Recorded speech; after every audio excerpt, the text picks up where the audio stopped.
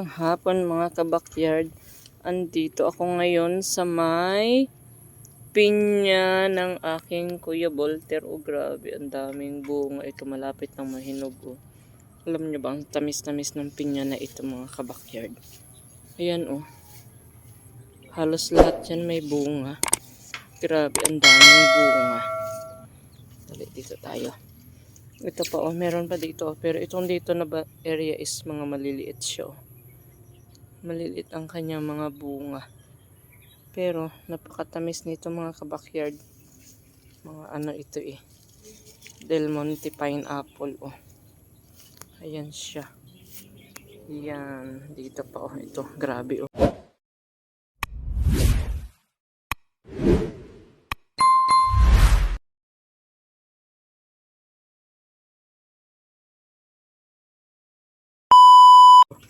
Halos lahat ng puno ay mayroong bunga. Yan talaga. Napakaganda talaga. Alam mo talaga mga kabakyard. Pagka masipag talaga tayong magtanim, meron tayong mga aanihin. Ito katulad na lang nito oh. Ayan oh. Ang sarap-sarap talaga niyang ano.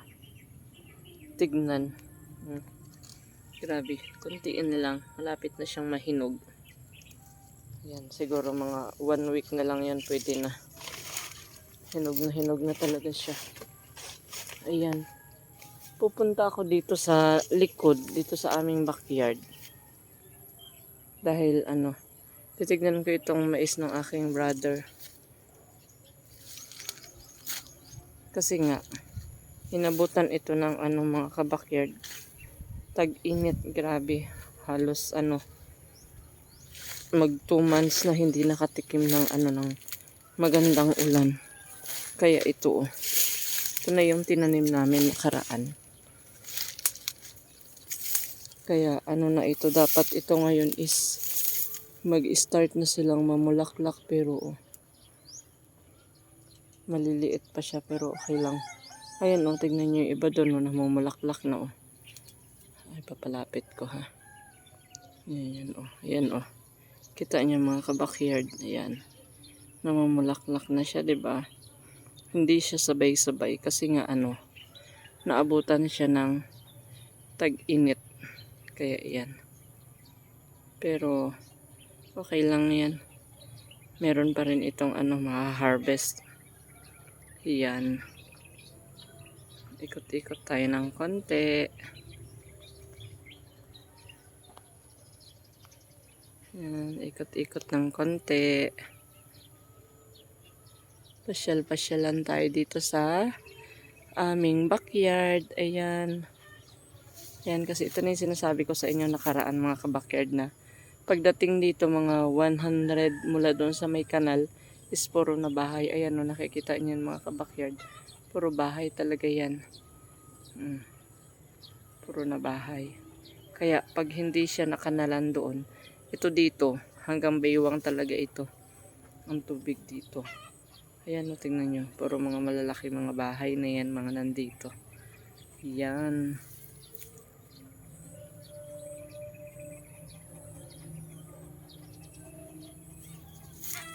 So, balik tayo dito.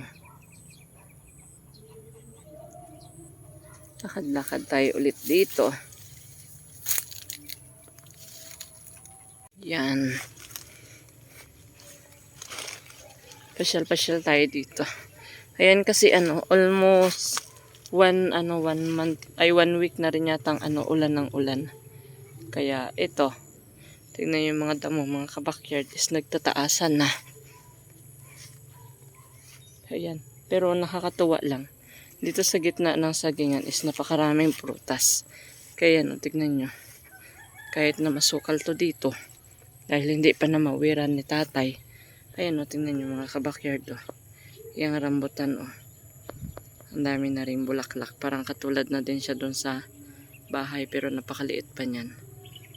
Ayan o. O diba, napakaliit pa niya. Pero ang dami niya na rin mga bunga. Ayan. Ito dito o. May ano na, may areang nalinisan na si tatay. Pero hindi pa lahat. Ito pa lang, maliit pa lang na space. Ayan, hanggang doon yan mga kabakyard. Puro mga ano, puro may mga saging at may mga prutas yan. Lahat na ng ano, lahat na ng klase ng prutas yata is na itanim na dito maliban lang sa ano, apple at ano, parang wala pa kami apple at orange. Hindi ko lang alam kung mabubuhay ba yan siya dito. Ayan na, may mga kalamansi. Oh. Tapos lansones, kalamansi, ano pa yun? Durian, mangustin. Halo-halo talaga dito ang ano, mga nakatanim, mga kabakyard. Lakad-lakad tayo dito. Meron kasi kaming ginigiba dito yung ano, yung kubo namin sa may komunal dati. Natumba na siya dahil sa sobrang tagal na din, siguro parang 5 years na rin yata siyang naitayo. So paglakas ng hangin nung nakaraan, bumigay na siya. Kaya yun, kinukuha namin yung ano, kanyang mga kawayan para gawing ano, gawing balag ng ano, sitaw. Kasi yung tanim namin sitaw doon, mamaya papasyal ko kayo doon. Kasi hindi ko na yun na videohan noong ano, itinanim. Kaya grabe, pasaglit-saglit lang na ano na itinatanim namin yun. Kasi ano, busy talagang inyong kabakyard. Ayan, ito na oh. Ginigiba na namin ito. Kinukuha namin tong mga kawayan niya. Kasi nga, napakahirap magkuha ng ano, ng kawayan doon sa may tabing ilog.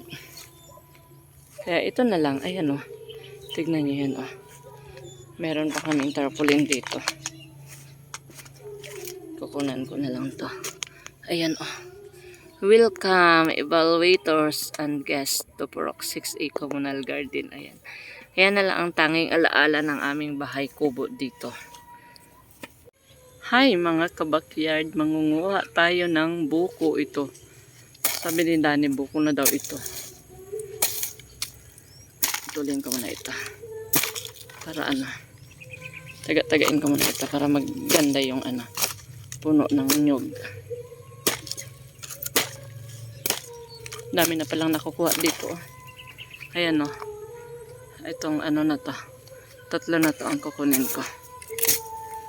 Ayan ha. Tignan mo kung gaano kababa o. Grabe. Napakababa mo. Ayan. Kuha. Ito lang. 3 lang mga kabakyard ang ating buko. Ayan. Ayan. Ito na ang aking nakuhang buko mga kabakyard. Tagain na ito 3 peraso. Ayan. Buksan ko muna kasi walang tagahawak ng kamera. Kaya bubuksan ko muna. Ayan na mga kabakyard, inom na tayo ng sabaw ng buko gamot sa UTI. Ayan, goodbye buko. Nakain na namin si buko. At ito na, sunugin ito dito. Malakas ito. Malakas ito dito pag sinunog. Ay sa bagay, wala naman tanim dyan banda sa may gitna. Pwede kasi ang daming pako oh. Kailangan talaga siyang sunugin. Bye-bye bahay kubo. Gagawa na lang kami ulit ng bagong kubo sa aming bagong komunal. Ayan, kasi dito hindi na kami pwedeng magkomunal dito mga kabakyard. Kasi nga, ito oh, nataniman na ng aking brother ng mga ano, ng mga saging at prutas. So, hindi na makakapag-design. Yan, nakita nyo dati ito. O yan, o, may mga design yan kami dito. Ayan. Mga plastic bottle na ano. Nilagyan siya ng mga basura para gawing ano, design dito sa aming komunal. Kaya ngayon, ito ganto na. Puro na siya tanim. Ito kay ano ito kay Jenjen ito o. Tignan nyo, nakatanim pa yan siya dyan o. Kasi inilagay lang namin to dito. Pero, ano na siya, hindi na nakauwi dun sa bahay nila. Kaya ayan, medyo natumba pa yung ano, kaya ayan, nakatagilid. Oh. Mga lemon. Hindi ko alam anong pangalan nito, pero masarap to siya. Oh. Ayan, oh. Sarap siya gawing juice. Ayan. Bagay ito sa akin ngayon. Kasi may ano, may ubo at sipon. Ayan, kailangan magkain ng mga ganito. Maasim para gamot sa ano, ubo at sipon. Ayan, nako, hindi ko sinasadya, napitas ko na. Hala, napitas ko na siya. Ginagalaw-galaw ko lang, tinitignan ko lang. Hala, napitas ko na siya. Meron siya mga ganito kasi nga sobrang init talaga, oh. Nasunog siya mga kabakyard, oh. Pero itong ano, nalililiman, tignan nyo, oh, napakakinis ng kanyang ano. Napakakinis, oh. Kasi hindi siya expose sa ano, init. Ayan, ang ganda-ganda niya, di ba? Ayan na, malapit nang magiba mga kabakyard. Kunting-kunti na lang.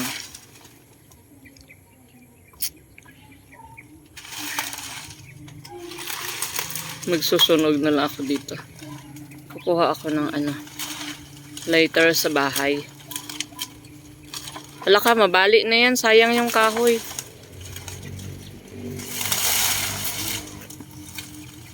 Yan na. Bye-bye.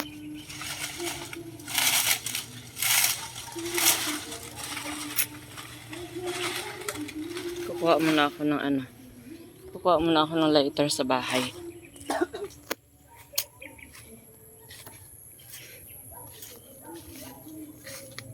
Yan. Maglalakad-lakad tayo dito sa ating backyard. Ito, oh. Ang mangga ni Kuya, meron na ding bunga. Opo, meron siyang binalot-balot dito, oh. Laki siguro. Ay, ala, oo, ang laki na nga. Ha?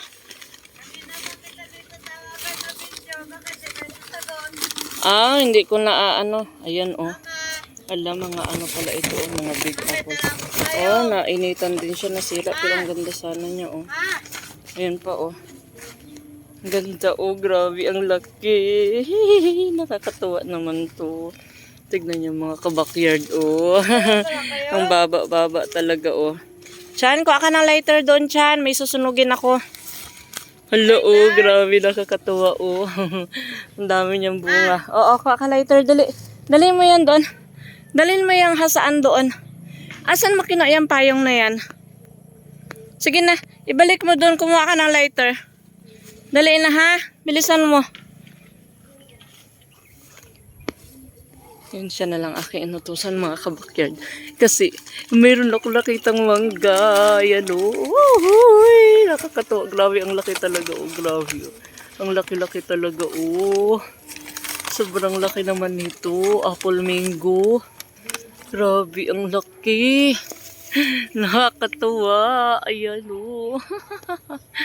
Grabe. Buti na lang binalot ni Kuya to. Para hindi siya kainin ng insekto. Ayan. Babalik na ako dito.